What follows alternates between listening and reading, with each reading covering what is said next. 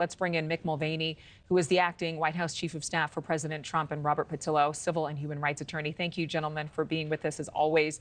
Mick, let's start with you. Touching on the GOP field right now, besides President Trump, every single person is a long shot, and dropping out, perhaps seen as being able to provide a way for more voters to coalesce behind one contender other than Mr. Trump. Would that be Nikki Haley?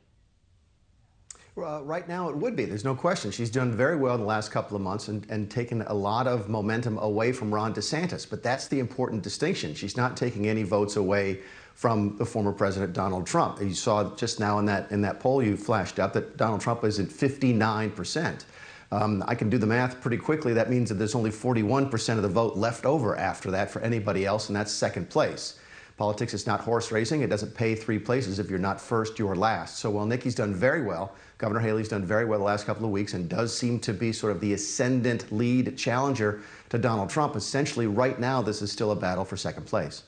Robert, do Democrats even consider someone like Nikki Haley could garner more independent votes and that would pose a threat to President Biden?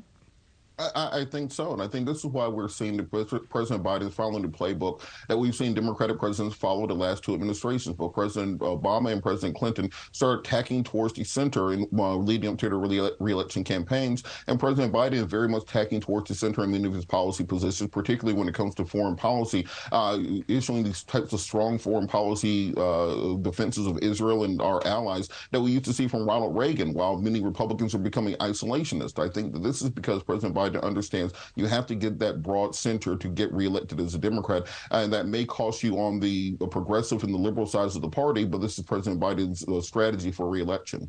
Mick, let's talk about Dean Phillips. I mean, he's a multimillionaire from the corporate world. Oftentimes that's used as a reason for President Trump not being a man of the people. Do you think that's going to come up with Phillips at all, or is that a moot point? You know, it's hard to say. I don't think it's relevant, Adrienne, just because I don't think he's going to be a serious candidate. He's going to continue to be what Robert F. Kennedy Jr. was until he announced he's running as an independent, and that's sort of a stalking horse for the non-Biden Democrat vote. If you're a Democrat who doesn't want to vote for Joe Biden or send the message that you don't want Joe Biden to be the candidate, you say, well, I would vote for Dean Phillips, when they're not really going to vote for Dean Phillips. The real question here, I think, from a Republican side, looking at the Democrat race, is this a signal that the dam is breaking? We've heard for weeks now that, you know, large-name Democrat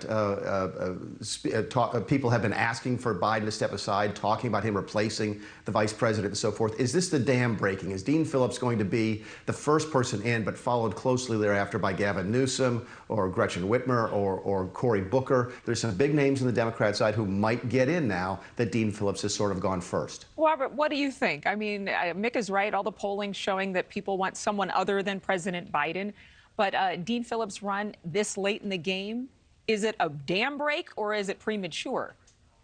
I think it's exactly what President Biden needs, actually. As I said, President Biden is tacking towards the center on politics. He needs a left-leaning candidate to draw that contrast. Well, previously it was RFK, as was mentioned. You have Marianne Williamson, Cornel West, other candidates running to the left of President Biden. I think President Biden is very much trying to show himself as being a moderate, centrist voice that can appeal to middle-of-the-road voters. Because the Republican Party has become so conservative, so balkanized into the MAGA movement, many traditional family values, national security, economic conservatives are looking for a place, and that's what President Biden is demonstrating. And let's understand, President Biden's record is unmatched. President Biden's presiding over the best economy in the entire world right now. Find an economy doing better than what President Biden is doing. His defense of Israel, his defense of Ukraine, he's done more to defend Europe than any president since FDR. So I think that having someone like Dean Phillips in the race to show that contrast is exactly what President Biden needs to appeal to middle-of-the-road voters. Real quick, Robert, since you mentioned the war in Ukraine and the war on Israel, do you believe that that presents an inflection point, and which party benefits? I think it does. And I think that President Biden, by being such a strong leader on both of these issues, very much demonstrates that we can both have a compassionate foreign policy and a strong foreign policy. And President Biden's defense spending package before Congress includes $15 billion for the border, $14 billion for Israel, $60 billion for Ukraine. That's really going to test Republicans. Put your money where your mouth is. Do you really want to defend the border? Do you really want to defend Israel? Do you really want to push back against Putin? Or are you are so bought and sold by the MAGA movement that you'll vote against the very principles of the GOP. Thank you for watching. Go to newsnationnow.com to find NewsNation on your television provider. And don't forget to click the red subscribe button below to get more of NewsNation's fact-driven, unbiased coverage.